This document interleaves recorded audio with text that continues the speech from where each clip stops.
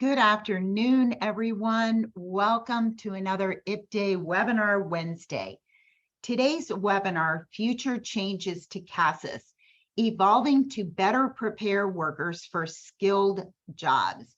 Presenting our webinar today is Robert Breitbart, and we're happy to have you, Robert, here with us today so that you can tell us about some new changes on the CASAS test and how we can better prepare our students to reach those high-paying jobs and high-growth jobs for a skilled workforce.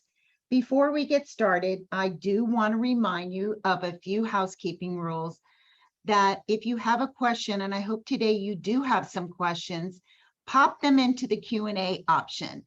We'll be monitoring them throughout the session and we'll be answering them periodically throughout. Remember that you are in listen-only mode, and like all presentations, they are all recorded and archived on the IPDAY website. You also have documentation of this PowerPoint already that was already uploaded on the IPDAY website. So Robert, I am going to turn it over to you. We are excited to hear about these new changes, and thank you so much for taking the time to present this to us. Well, thank you to June, and thank you to everybody involved with IPDAY. What a tremendous job you do. Thanks to all of our friends at the Florida Department of Education who make all of this in the big picture possible. So again, there's a lot of thank yous. But first and foremost, and most importantly, thank you to you all, to everybody in attendance today. So thrilled that you're joining in. Because you want to do what's best for your students. And we've got some really great information. I do believe the presentation that you'll see is one that I originally did with the president of CASAS, Jane Iguez, at the CASAS Summer Institute this past June in San Diego. And now for many months, I've been co-presenting with someone else you probably saw advertised as well, Elizabeth Scheib. She's usually with me, but not with me today. But Elizabeth Scheib also does a fantastic job with CASAS. Again, as mentioned, my name is Robert Breitbart. I think I know just about everyone, but if not, I'm a lifelong Floridian and primarily in the greater Fort Myers, Naples area, and grew up in a little migrant farm working town called Immokalee, about an hour east of Naples. And started my teaching there, did a few years of K-12 teaching, but then for over 2 decades involved with primarily adult ESOL, but also GED. And I was a local director of adult and community education for Collier County for many years. And for about 9 years now, I've been working to develop programs and have a company called Burlington English, be very, very WIOA focused, and help adult ESOL educators across the country. But I'd love to know who's in the room. So please, if you would, help me out. By the way, right now I'm presenting at the Michigan State Conference, and it's about 30 degrees outside. So if you'd join me for just a moment, would you rub your hands together just for a moment? Would you be a good sport? Just rub your hands, because like I said, I'm born and raised Florida, and it's freezing outside. Okay, so if you would, in the chat, if you'd open up the chat, would you place in the chat how many of you actually rubbed your hands together? If you didn't, that's okay. You're in Florida. It's probably hot, but hopefully maybe I channeled some of this cool and I can get some warmth from you all. So please, if you would, open the chat. And also in the chat, would you do me a favor? Would you place in your name and the program you're with? I'd love to know who's in the room. Of course, we know the best practices of andragogy start with the fact that we're all adults and we all can contribute and bring in so much to presentations. So if you would, in the chat, if you'd once again just place in your name, the program you're with, and what state you're coming in from. Oh, I'm seeing in the Q&A that chat is not enabled. Joseph, or June, if that's possible, great. If not, if that's not possible, I'll use the Q&A then for a lot of the interaction, because I do a lot of interaction. So again, June and Joseph, if chat, there you go. Chat is enabled. We have the technology. So everyone, thank you so much. So again, just your name and what program you're in. Thank you, Tammy, one of the first in the pool. Thank you, Pam. Great to know who's in the room. Wonderful. Hey, wonderful. Hey, Veronica. So I've got some great friends in the room. Well, I can't emphasize enough that while I'll be talking about big picture macro things that are going on in the workforce and in adult education in general, and how CASAS is responding, please, first and foremost, I know that I have some phenomenal folks in attendance today. And so I would ask you all, if you've been involved with CASAS for a long time, if you're attending a lot of the updates, many of you I see are even certified trainers, please, this is a team effort. So please use the Q&A and the chat. So if you have questions or anything specific that time won't allow me to get to, I really appreciate everybody in attendance today. Pitch in again, and we'll make this once again a team effort. As you see on the screen, also, without a doubt, any real moves that you make with assessment, it's critical that you follow the letter of every technical assistance paper out there. And for information on that, up on the screen, Lisa Williams' contact information at the Florida Department of Education. And then my long time wonderful friend, Linda Taylor, who I sat in her initial training, December 1st, 1997 in Broward County. I sat in a training with Linda. So if you have any real micro questions and making any decisions on assessment, please definitely make sure you have those two individuals' contact information handy. Okay. Also, by the way, if you happen to attend these monthly webinars that CASAS does, would you put that in the chat? Or if not, if you let us know, maybe this is new information to you. So CASAS has monthly webinars, as you can see on the screen, and the next one's coming up on December 7th. And I would highly recommend you attend these on a monthly basis. Thank you, Vladimir. Here I see in the chat, attends regularly. And by the way, I'm going to use a lot of QR codes. So if you have your phone handy, it'd be nice to use it. But if not, I'll make sure. I did make a few updates to the PowerPoint, and I'll make sure that June and our great friends at IPDA get that. So so if you have your phone handy, I'm going to pop up as you can see, you can either go to the CASAS website, and right there on the main screen, you'll see updates, information, updates and webinars. But if you have your phone handy, if you aim it at that QR code that's just popped up on the screen, of course, that'll give you a little link, and that'll link you directly to the CASAS website. Like I say, cannot emphasize it enough that you tune into these once a month. It's just a great use of your time. Okay. So that's, and whether, I see people switching from TABE to CASAS. Yeah, this is really the place that you want to be checking in with. Okay. So for today, our agenda will be, we're going to talk about workforce changes. Good. Before we talk about what's evolving with CASAS, as the title said, let's practice contextualization. Let's practice, big picture, right? Is why do we give assessments? How are the development of assessment?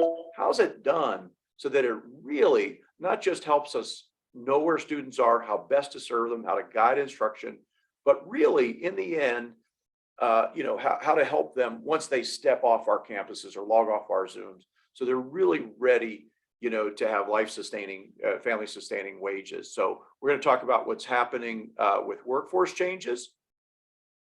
We're also going to talk about what's happened with adult education If you have been in adult education 3 years or less, would you put that in the chat? If you've been in adult education 3 years or less, if anybody is out there, I would love to see how many. Okay, yep, 3 years less. Allison, great. Good. Nancy, you are in the right plane now. 2 months, you are perfect. You have great new friends here.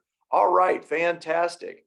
Okay, how many of you have been in, oh, look at this.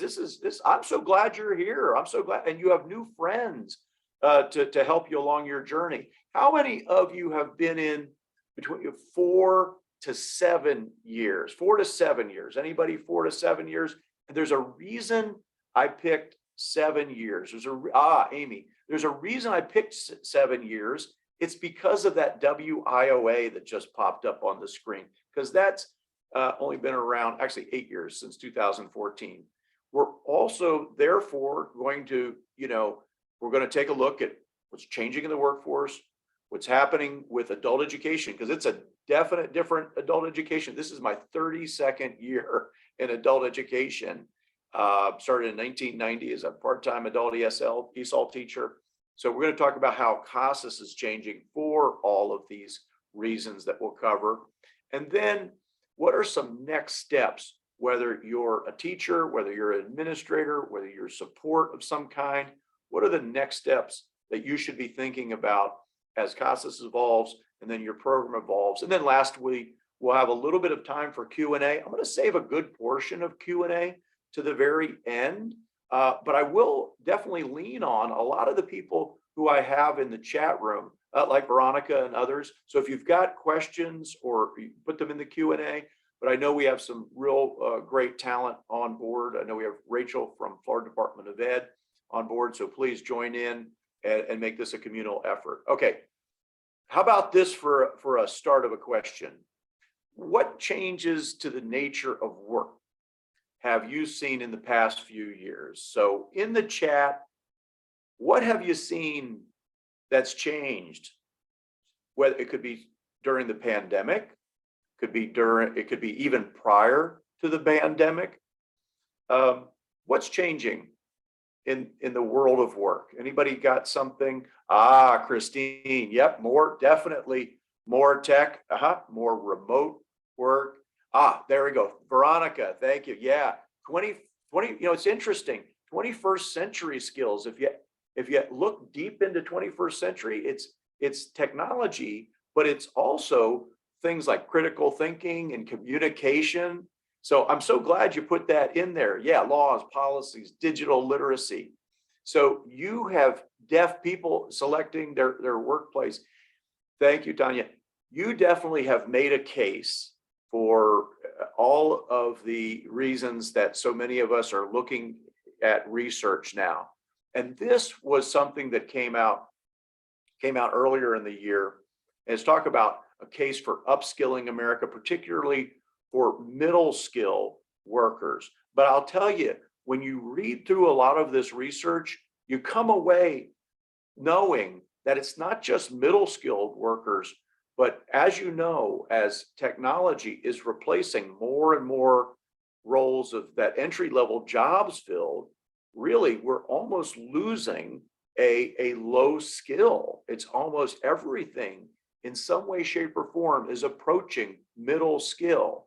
So there's a lot of great presentations out there about this, that it's almost going directly to middle skill. So while this says middle skill, I really think that what we're going to look into right now is really talking to how we should be thinking about all of our students in our classroom, regardless of the level. So this was a webinar that was done back earlier in the year in April. And in a nutshell, this research said that increased demands for digital literacy and college and career readiness, what all of us need to be thinking about for a new work world.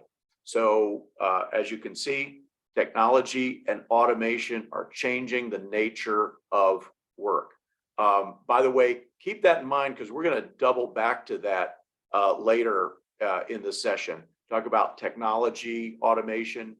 Many of you probably have heard some variation of, well, will technology replace all workers? No, but workers who use technology will definitely replace those who don't. So what are we doing in our classrooms, that talk to this information? But this is also really critical. This explains why education and higher order skills such as critical thinking and problem solving are becoming increasingly important to meet the level of cognitive demand. So rightfully, technology is getting a lot of the oxygen in the room as far as digital literacy and what we should be doing with our students. But at the same time, also be thinking about that level of cognitive demand. So when we walk through our classrooms, do we see that in our instruction? So here's a question for you. How might this information change adult education? Anybody in the chat? If you've been in education like I have for 10 years, 20 years, 30 years, what's changed from 10 years, 20 years, 30 years ago to now? What's some of the impact for our classrooms? Greater emphasis, yep, learning via apps, yep. Greater emphasis on digital skills, yep. The first textbook I had 32 years ago had only 4 pages related to work, only 4 pages related to work in some way. And if I think back of what I was asked to do, oh, Amy's got a great one, meeting the needs of the students. In the end, that's our guiding light, right? Meeting the needs of the students. Employability skills, perfect, yes. So I was talking about that first materials I used, very few pages related to work, and mostly just conversational English, very, very lower level. Okay. And like I say, this is all contextualized, that we're having a discussion that's going to lead to making the case for why assessments need to change. So how about WIOA? Oh, now, since many of you said you were on board only 2 months or a year or 3 years, here's a question for you. For those of you who've been around a little bit, and WIOA has been around since 2014, just what are the first words that come to mind for those of you who were in adult education before WIOA, or maybe you've joined on just in 7 years ago? What comes to mind when you think of WIOA? Oh yes, data driven, and particularly, thank you, Veronica. I love the joke I've heard before. It's not IOYA, it's WIOA. We have to put the workforce component in there. Okay. How about this? I'm going to give you all clickers. And the clickers are just 1 through 5. So if you would you place in what is your knowledge? 1 being a little, 5 being a lot. What's your knowledge of WIOA? I don't want to get ahead of myself and believe that everybody knows everything about it. Oh, and by the way, this is doctor-patient confidentiality. What happens on the chat stays in the chat. Yes, okay, perfect. So of course we've got some, folks who've been, yeah. So if I might make a bit of a stretch of an analogy, is anybody familiar, or did anybody ever do K through 12 before they got into adult ed? Are you familiar with No Child Left Behind? Is anybody in the chat familiar with No Child Left Behind? Okay, all right. Oh, Roxana, hey, Miami, hey. All right, so yes, so this is a bit of a stretch. But just to give you folks who are trying to anchor, what is WIOA? So if you think about what No Child Left Behind 17, 18 years ago or what have you, did the way it dramatically changed K through 12. It changed what we taught practically, taught how we taught it, and definitely the data and how we measured effectiveness. So again, a bit of a stretch, but WIOA is our version of No Child Left Behind in many of those broad pictures. And at a time when it was kind of interesting, at a time when Mitch McConnell was saying, we're not going to let Barack Obama pass anything that makes him look good. That was on the cover of the Washington Post. This was amazing in 2014. This was amazing bipartisan support for this. So this is from the federal government, just like No Child Left Behind was passed in 2014. And so WIOA funds many things. It funds about almost 95% of the adult education programs around the country, large scale many community-based organizations, definitely school districts and community college. And also, it also greatly funds the workforce boards around the country. So Career Source Florida. So bottom line, that's if you relatively new to adult education, get some information on WIOA, because it's really a guiding light for so much of what we do. Okay, how about this one for those who were around just prior to WIOA, and then with WIOA passing? WIOA introduced a number of new things, particularly some alphabet soup. Okay. Thank you. All right. Doubling your pay at the FLDOE, Lisa. Yep. IET. Perfect. So definitely WIOA is one more reason why, just like publishers like myself, we've had to adapt and change what we put out there, and assessment publishers, they've had to change what they do because the workforce is changing, but also adult education's changed dramatically. So for those of you, again, for just a few years in to adult education, one of the biggest things that this WIOA changed was, in essence, as a student, I didn't have to just do one thing, finish it, go to another, finish it, go to another, finish it. I could do things at the same time. I could be concurrently enrolled, and I could be studying multiple things at one time. This was a big change in WIOA. And one of the big things that Lisa popped in the chat was IET, So in the chat, 1 being a little, 5 being a lot, where would you say your knowledge base on IET is? Would you place that in the chat? 1 being a little, 5 being a lot. Okay, great. Okay, we've got some black belts in there. Okay, perfect. 0s, 1s, you're in the right place. Okay, excellent. Got some 2s, got some 3s. And again, I sure hope y'all keep in contact and help one another. You got a great support group. So IET is definitely changing how our adult ESOL, our ABE, our GED classes, because no longer are students possibly just in those classes, they're also in something else. So the I in IET is the integration or integrated education. So imagine that's maybe an advanced ESL class, or that's a GED class. And that teacher is not only teaching what we would think of as adult education, that teacher is also teaching workplace readiness skills, okay? Getting students ready to get jobs. And once they get jobs, the soft skills needed and the skills needed to get the job, but the soft skills needed to keep that job. So that's what's happening in that adult education classroom. And in a perfect world, now you have to remember, I'm in about 35 states a year. I see variations of this all over the place. So once again, I always want to refer to my friends at Florida Department of Education. Make sure you're contacting them with, getting more information or clarifications.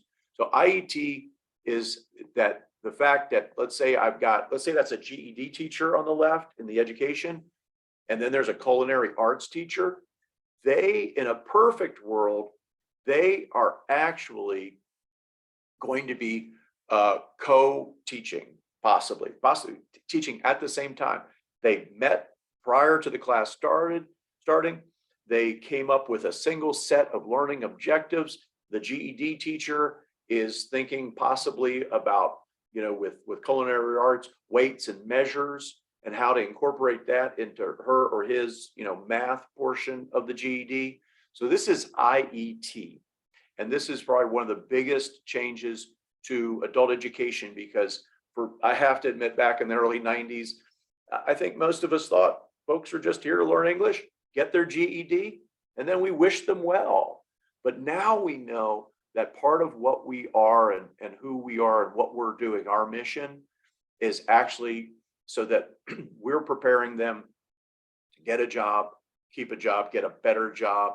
And so IET getting, and by the way, that T is means that they're going to get a recognized state, typically means that they're going to get a recognized state credential. They're going to walk out with, as a phlebotomist, they're going to walk out, as a welder. So again, every state has slightly different interpretations of this from the federal government. So always check with the Florida Department of Ed. Now here's another one, another alphabet soup. So in the chat, what's another alphabet soup that you think I'm going to put in now, since I did IET? Anybody want to play Nostradamus? Anybody want to predict? What's the next set of initials you think I'm going to cover that WIOA change? All right. Okay. Fantastic. Okay. Emma. Oh, now, by the way, Christine, I'm getting into a lot of these. And by the way, for those of you who see CTE pop in, and you might be more on the adult education side, so career technical education. So that means the education where I'm going to actually, once again, I'm going to walk out with a industry recognized a certificate that I probably have to take a state licensure test and to go out. So CTE definitely. But you're right, for those of you who put IELCE, that is also a big part. And as someone who bleeds adult ESOL, my master's in TESOL and what I did for decades, and I love to this day, love this. I love this because oftentimes when you would see, even back in the 90s, hey, we should think about helping students get jobs or something. It usually just started with GED. Let's give them a GED and then we help them get into a job. IELCE is fantastic because, and by the way, it has its own section in the legislation, the WIOA legislation, section 243. It's that important. And usually in most states, you have to write a separate grant for it. So I love IELCE because that means that I've got particularly for my adult ESOL populations, I've got adult ESOL going on. And the big part, that CE, is civics education. And again, I think the average person who's not had a lot of experience, this would be blown away at exactly what civics means. And so, much more than just citizenship, but the rights, responsibilities of living in a country. And so, civic participation, definitely your rights, as a resident, in the country, but also what you can do to contribute to your community. And even really, if you look at the curriculum and what have you, even the life skills necessary to navigate the community. And depending on the state, some states, and I apologize, I should know this for Florida at the top of my head, maybe I'll have some folks want to chime in or definitely reach out to your DOE contacts. Many times there will be an encouragement to also do some type of maybe, more specific thoughts of oftentimes these funds are commingled a little bit with bridge programs, getting folks thinking about careers in some way, shape, or form. In some states, IELCE has to actually even be done with a career training component. So again, this is just informational for you to contact Florida Department of Ed and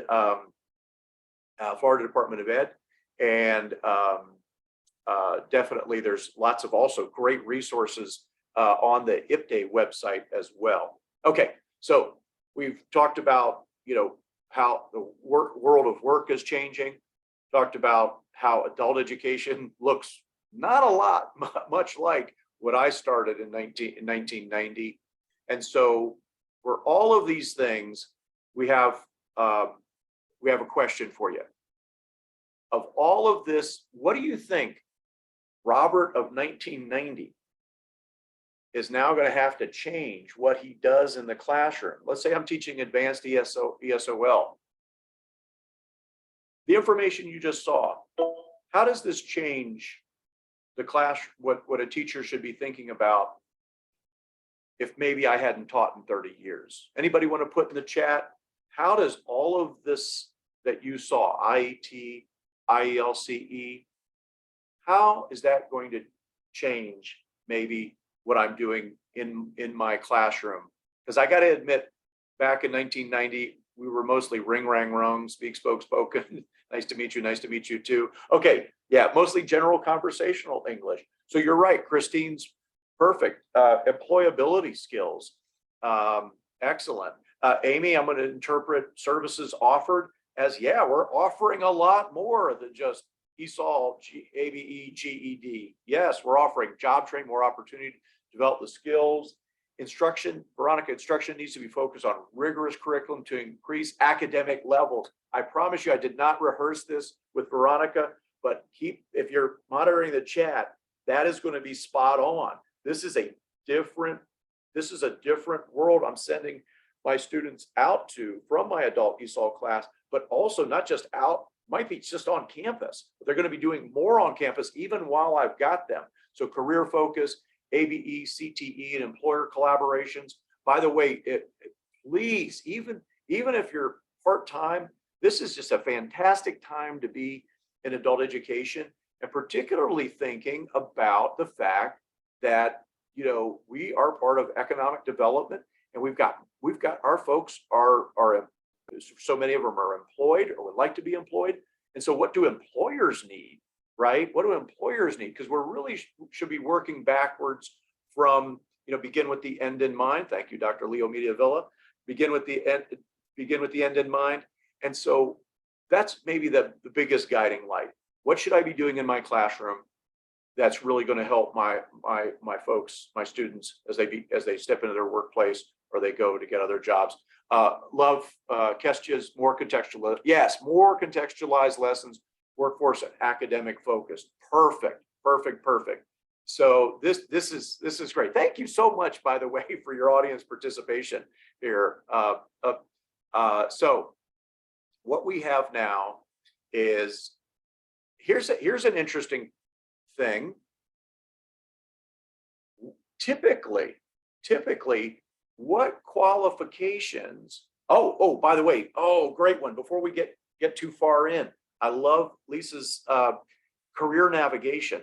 I should know this at the top of my head, that the typical college, the average college graduate getting a degree right now will change her or his career field like 5, 6, 7 times. So think about it. Somebody who took a lot of time to possibly fill out their FAFSA and take Accuplacer and Compass and jump through all these hoops to get into college and muddled through 4 years or more of education. Even those individuals who did all that, they possibly picked a career that they're not going to pursue.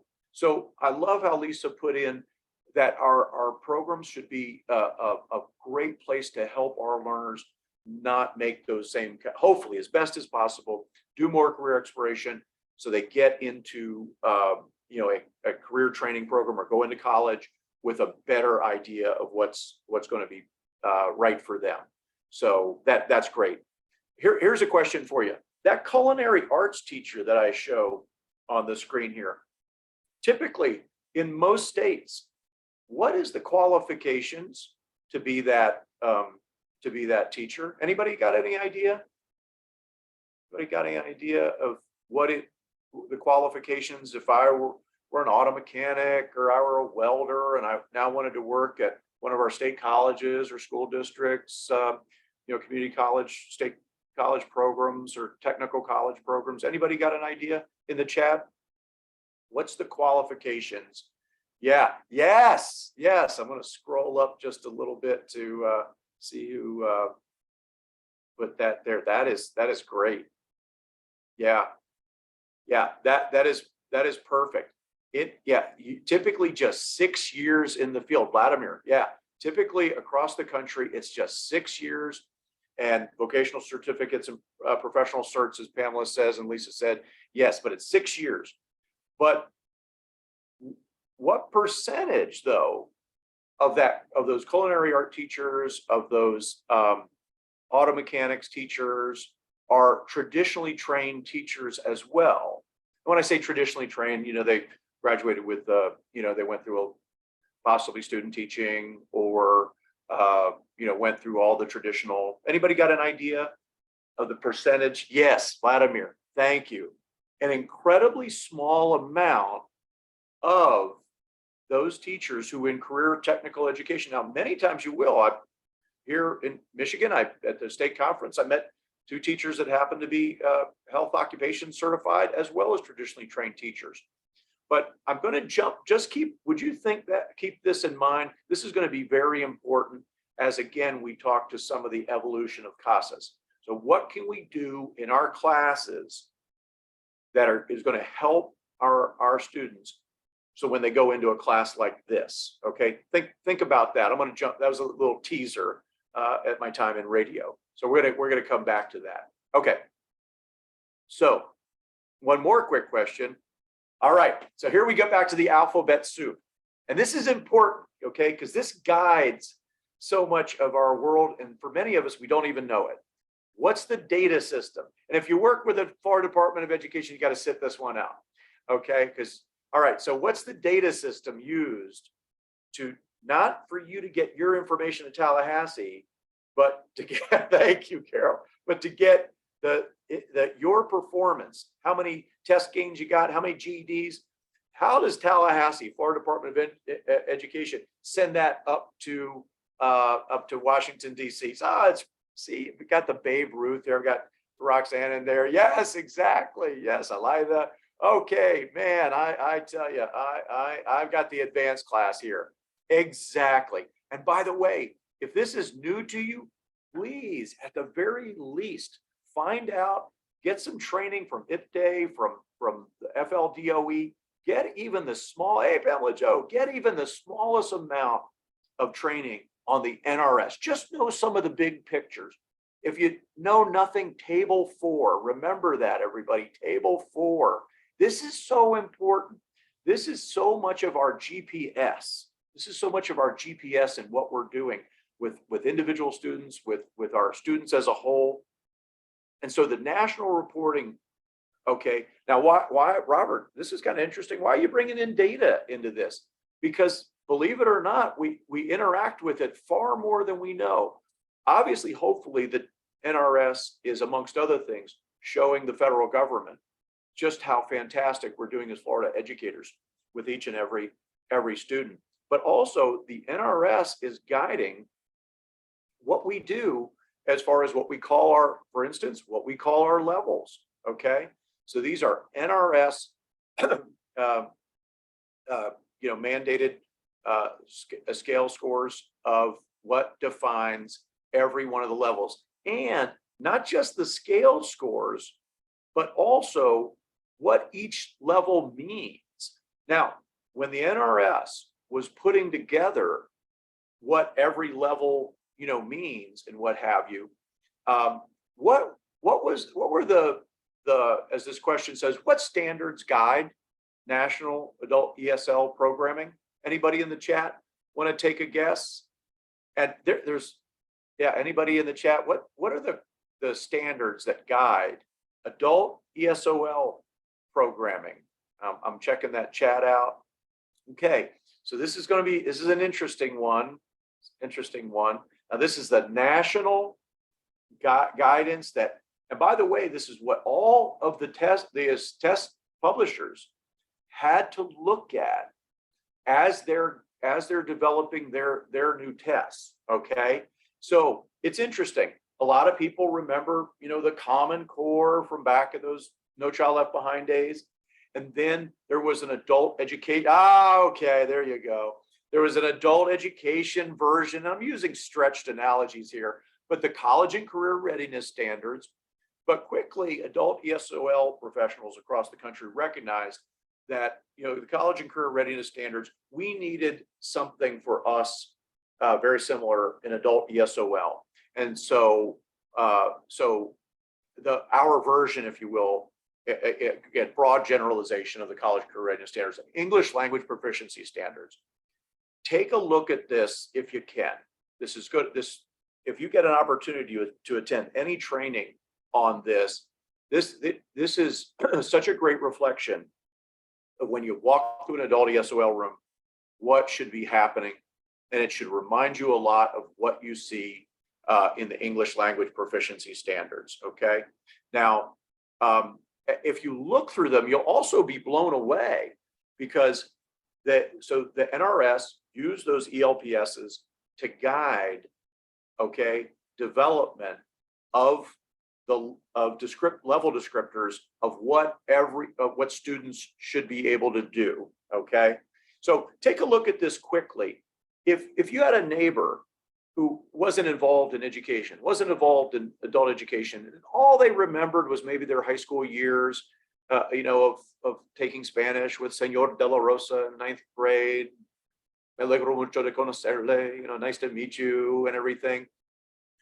What do you see any words here that might impress a layperson who thought that adult ESOL might be just nice to meet you too? Is there any words in there that you think might surprise? Yes, thank you, Veronica. Yes, yeah, idiomatic expressions. Yeah, and also it's what you don't see.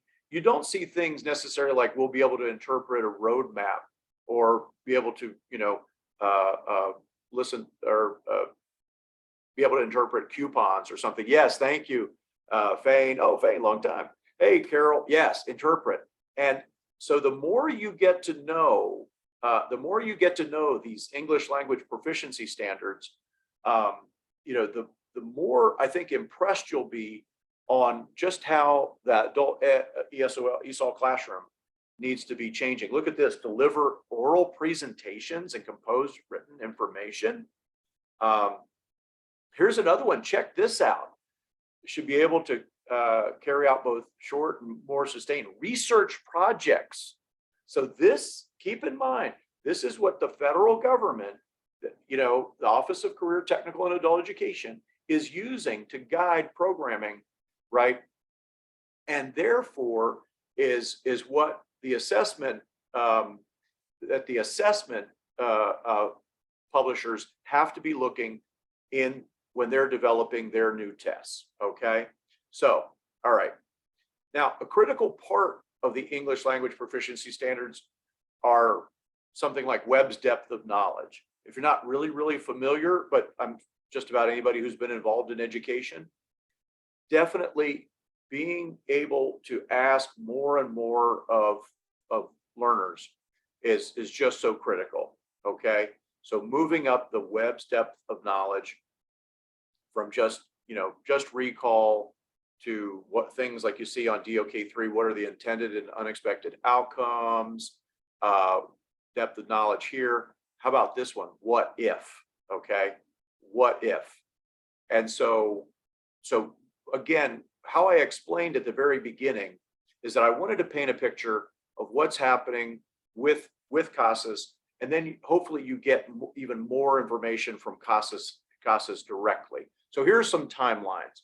So June 2024, per the federal government, all three of the assessments, the federally recognized ESOL assessments, are going to sunset. Okay.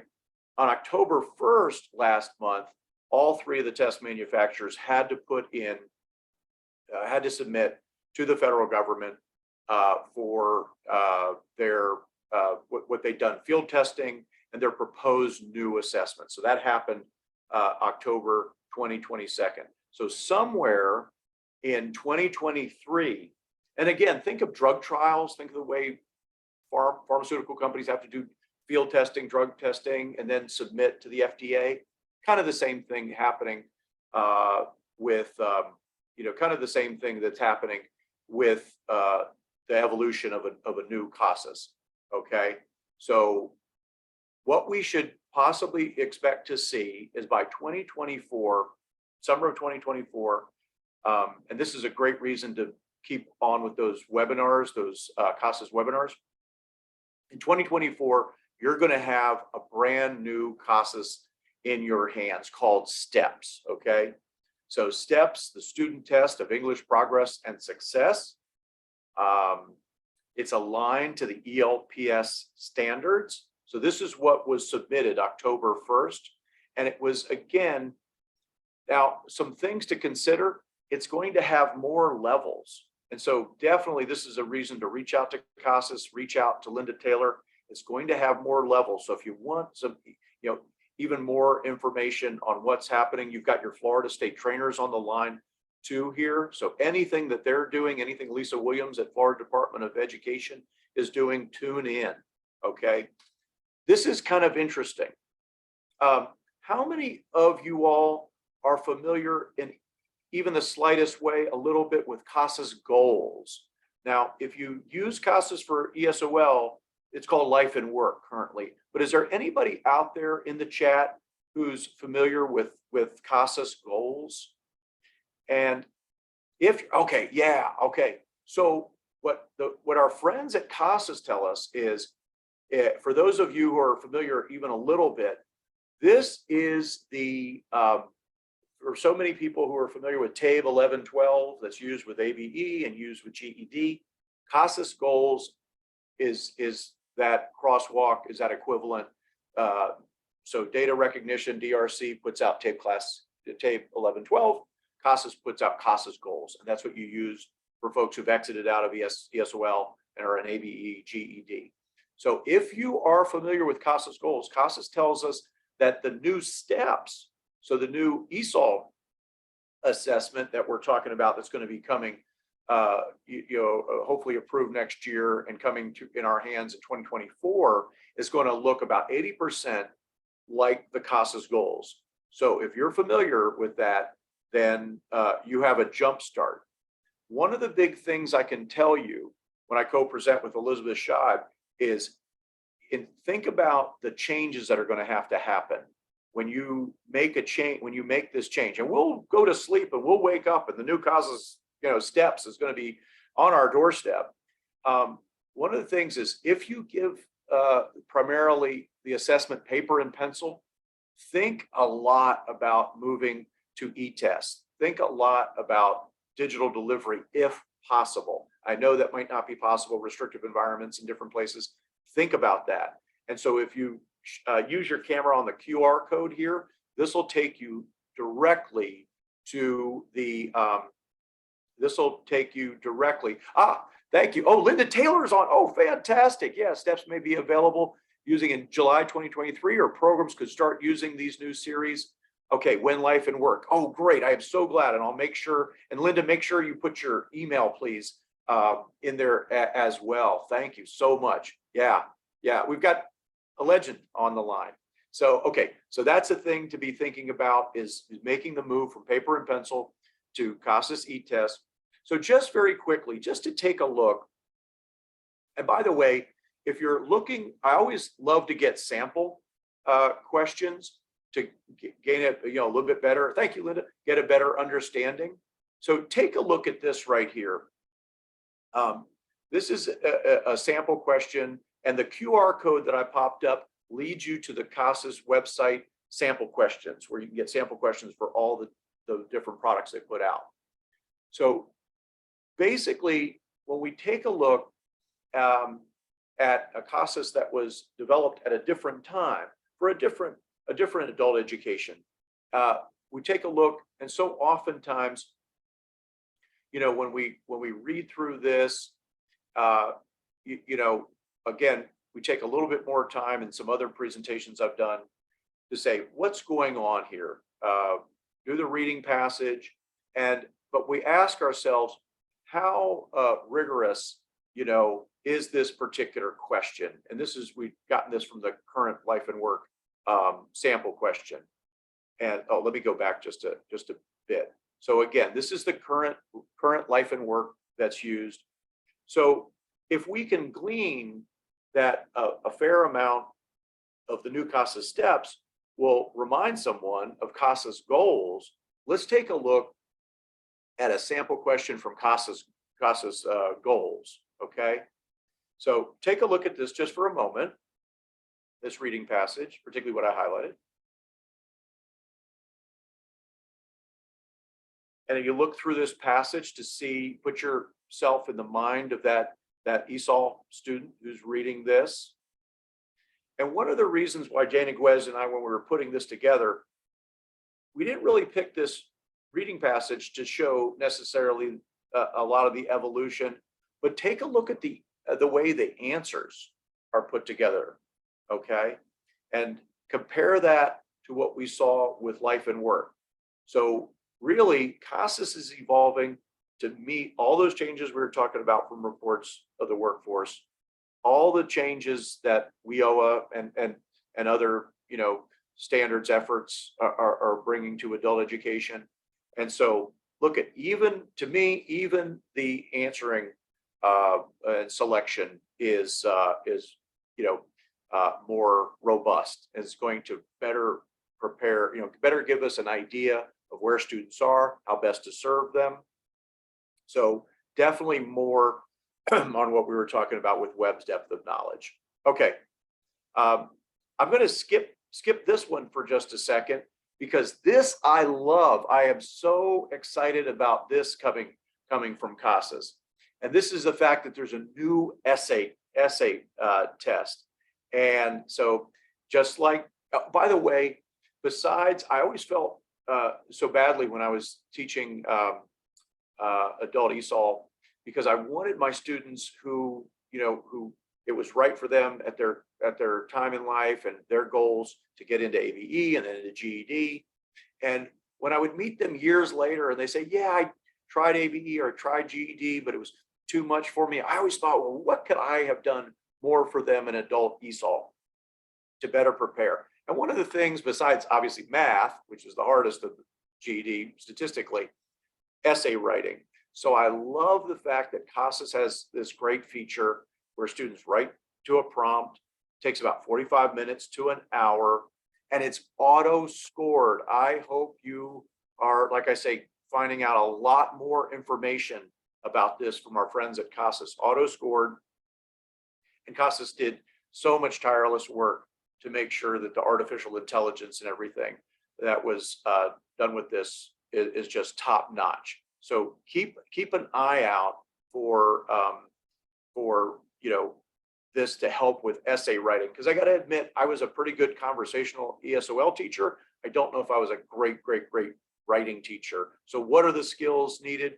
Well, that's what CASAS assesses: organization, word choice, development of ideas, obviously the response to the prompt, and standard English. So if you've always wanted to add a little bit more into your, thank you, June, into your to work, to what you do, how much service you deliver to students, definitely be thinking about incorporating the essay. These reports that it gives you are just fantastic. So we never seem to have enough time in adult ESOL. So to me, our friends at CASAS have just given us a gift here on giving you information. And again, as you can see, a pretty standard prompt: healthy eating habits are very important. And just talk about why is this, what can be done about it. So again, a standard essay writing.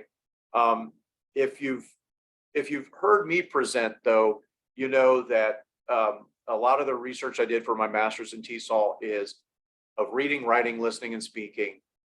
What really, when people are asked later after taking a lot of foreign language, when they later say, yeah, but I'm just not good at it, overwhelmingly, even though speaking is right up there with things that frustrate us, listening comprehension is something. So I think we can never get enough listening comprehension activities with our students. So I love that, again, there's going to be a new arrangement of levels in CASAS, still the 2 forms, still the setup for pre-test and post-test, once again aligned to the English language proficiency standards, and increased focus on content standards together with competencies. And like I say, I can't say enough that I hope this entire webinar is just exciting you to get more information and hit the CASAS website. Because back to this part right here, when we were talking about listening comprehension, think about that student, your ESOL student, going into that class, that career technical education, that CTE class, taught by a non-traditionally trained teacher, right? But somebody simply an expert in their field. What are the strategies they might be lacking a bit? And one of the things is they're probably not taking nearly as much into consideration that somebody in front of them that English is their new language, and they're probably speaking very rapidly, moving quickly. And so that's why I love the emphasis on listening comprehension. Thank you so many for so much contribution. I'd like, before we get into, I want to take a look at some of the Q&A and give June a few moments here, but be thinking to me, as you're walking around your classrooms, as you're teaching your class, the complexity of learning. What are we really, is the teaching that I'm doing reflective of the changing workplace, of the changing demands of adult education? This is a big one, delivery of assessment. With these changes that, thank you once again, Linda, that might be coming our way next year. Who's delivering it? What kind of training are they needing it? And again, can't say it enough, how is it delivered? I really do feel that when we in Carter County made the move from paper and pencil delivery of instruction to overwhelmingly e-tests, we got so much better at giving a great experience for the student. It was a much smoother, it was much more accurate. And we also, the data portion, we stayed on top of data, particularly when students would be eligible for post-testing. And I believe now in a days of measurable skill gains, that's very, very critical. And in general, what I'm leading up to is data management. Before I jump again, once again, if you want more information about any of this, as far as, you know, really a transition from paper and pencil testing to electronic delivery, get your phone to that website right there, or it's right on the front of the CASAS website. So once again, I know our time is super tight, but please, please, please, for a deeper dive of everything that, again, I hope I lit some ideas and some thinking here. Please reach out to our friends at Florida Department of Education, particularly Lisa Williams, and then, of course, somebody we all know and love, Linda Taylor. So with that, I'll say thank you very much. And now I'll turn it back over to June Rawl. Robert, thank you so much. There was a lot of great information. There is a feedback slide that's on your screen right now, if you would take 30 seconds to answer it. And Robert, just take a quick peek at the Q&A real quick while they're doing that. And we have about 2 minutes left. While you're doing that, I want to remind you that on November 30th, our next webinar will be understanding the local programs' role in NRS data collection. So I hope that all of you can join us for that presentation as well. So Robert, you have about 2 minutes. Can you answer a few of those questions in the Q&A? Yeah, and just because some of the require just a little bit more of in-depth, that I definitely want to get you information directly from CASAS. Please, please, please, to Michelle, to Rob, and to Veronica, I am actually going to turn this one over to, excuse me just 1 second, to Linda Taylor. So if you would, if for those 3 individuals who put there, just because I know we only have like a little bit more than 60 seconds, please reach out. In fact, I see some of the information has been put in there into the chat. So okay, that's really helpful, Robert. We'll reach out to all the individuals with those Q&A answers and make sure that you get that full response. So thank you so much for joining us. You know, we are here to support you with all of your efforts, and I wish all of you a very happy Thanksgiving and a safe holiday. And Robert, thank you so much for taking the time for this informative webinar. Thank you, DOE. Thank you, IPDA. Thank you, June. Appreciate you all. Okay, bye-bye. Bye-bye now.